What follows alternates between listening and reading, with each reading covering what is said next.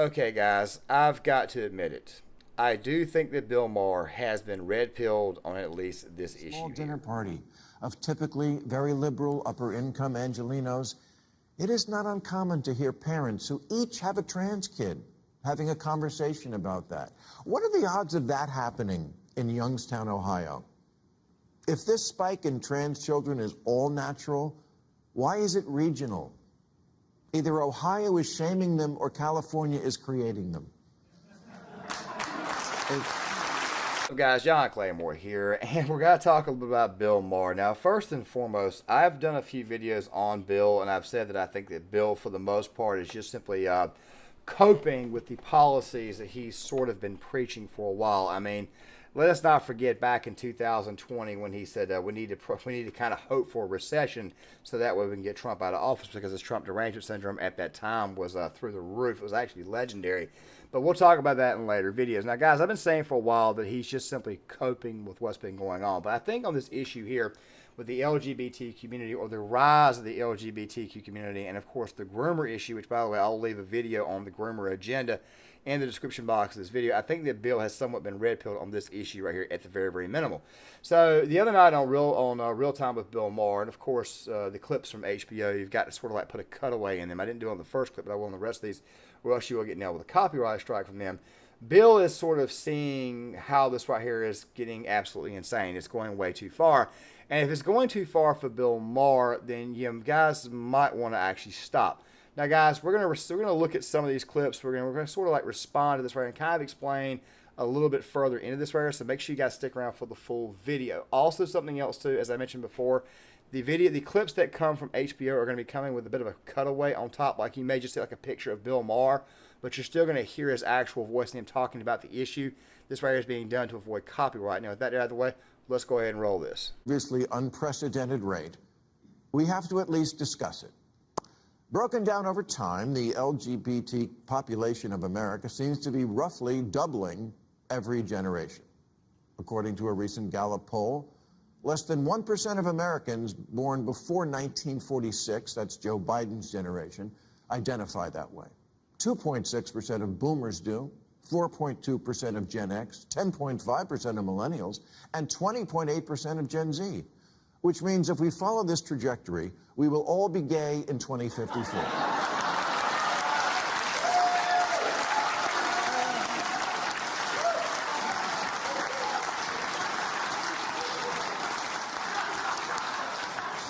And then who's going to buy this chair?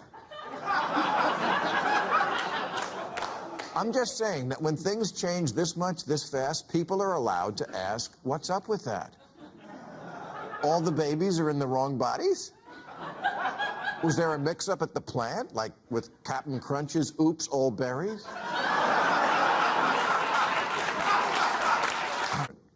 Maybe that's why Sweden and Finland have stopped giving puberty blockers to kids, because we just don't know much about the long-term effects. Although common sense should tell you that when you reverse the course of raging hormones, there's going to be problems. We do know it hinders the development of bone density, which is kind of important if you like having a skeleton. Fertility and the ability to have an orgasm seem also to be affected. This isn't just a lifestyle decision, it's medical. Weighing trade-offs is not bigotry. It wasn't that long ago when adults asked a kid, what do you want to be when you grow up? They meant what profession.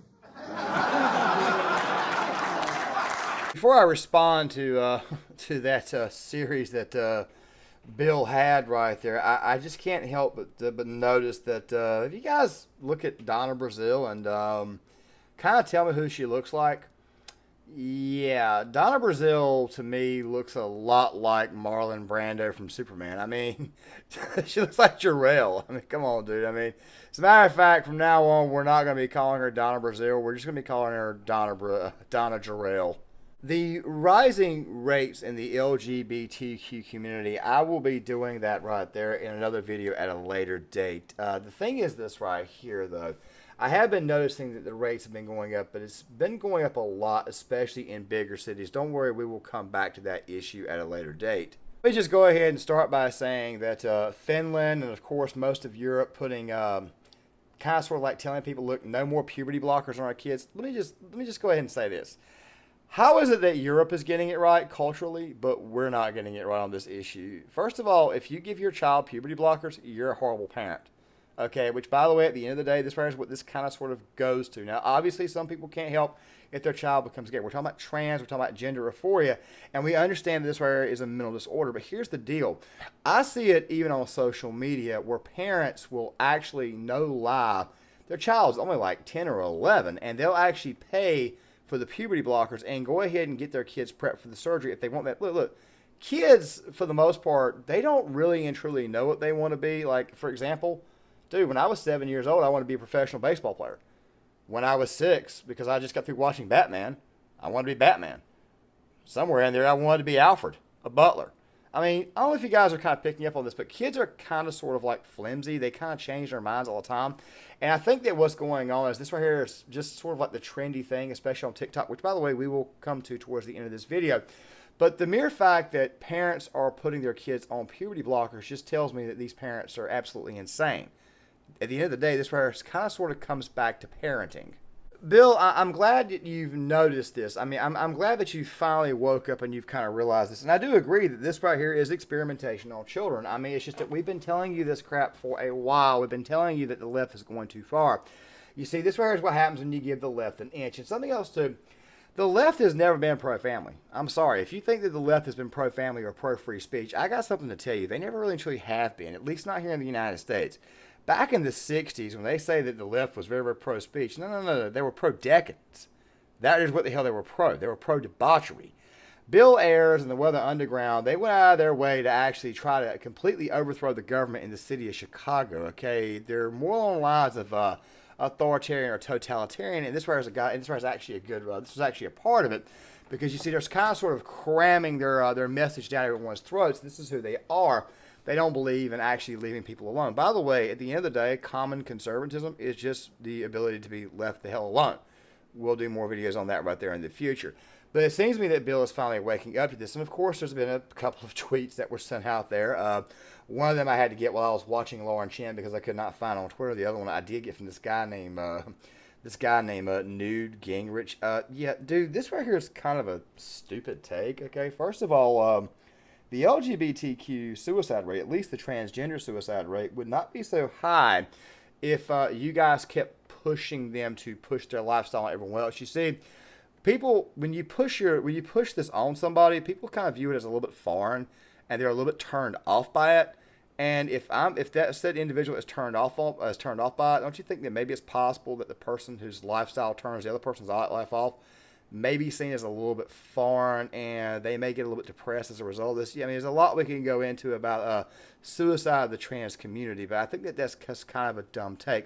Let's go ahead and roll some more of this. Yes, part of the rise in LGBT numbers is from people feeling free enough to tell it to a pollster, and that's all to the good. But some of it is, it's trendy. Penis equals man? Okay, boomer. Remember, the prime directive of every teen is anything to shock and challenge the squares who brought you up.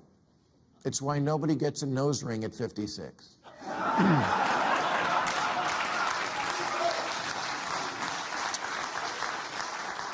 And if you haven't noticed that with kids, doing something for the likes is more important than their own genitals, you haven't been paying attention.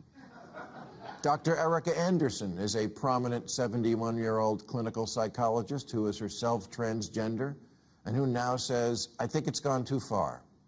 The LA Times summarizes, she's come to believe that some children identifying as trans are falling under the influence of their peers and social media. If you attend a small dinner party of typically very liberal upper-income Angelenos, it is not uncommon to hear parents who each have a trans kid having a conversation about that. What are the odds of that happening in Youngstown, Ohio? If this spike in trans children is all natural, why is it regional? Either Ohio is shaming them or California is creating them.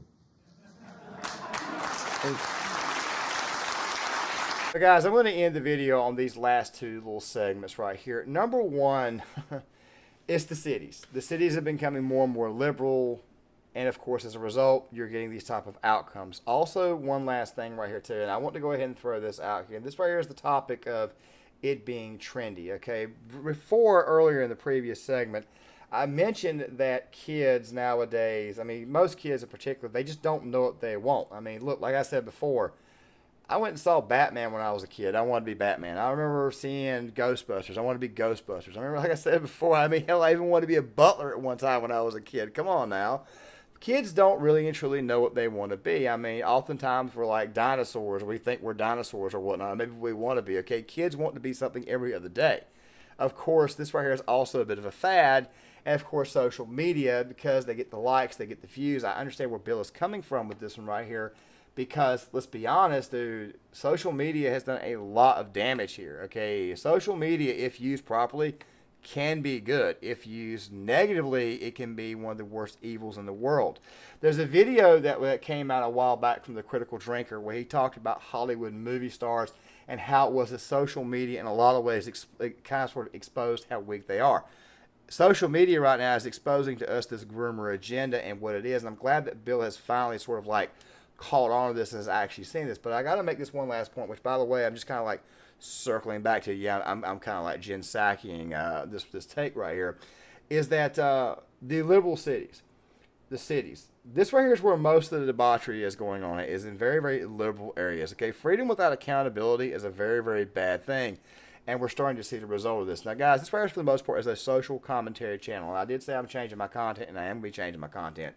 Of course, this week there'll be more and more videos out. Of course, that'll be dealing with different issues. Of course, be in a different actual format. But I wanted to go ahead and kind of throw this out here because I think Bill Maher is at least getting somewhat red pill on this issue, and he sees that yes, right now what's going on in time is experimentation is being done on our kids, and this shit needs to stop. Guys, John Claymore here. If you like the content, hit the like button, subscribe, share the video, leave a comment in the comment section, and I'll see you guys later.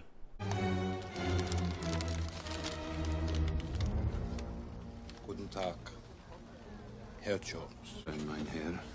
Weg. Tickets, please. Was?